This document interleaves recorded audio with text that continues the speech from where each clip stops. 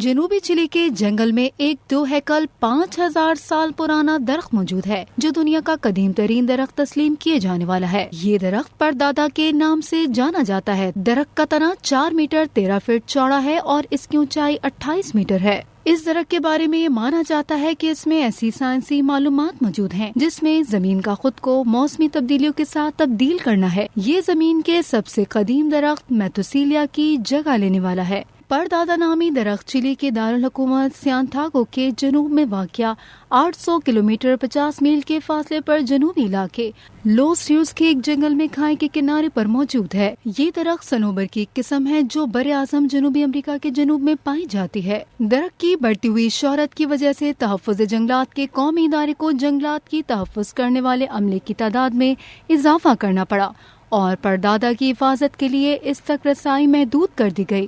اس کے برعکس میتھوسیلیا کا درست مقام خفیہ رکھا گیا ہے۔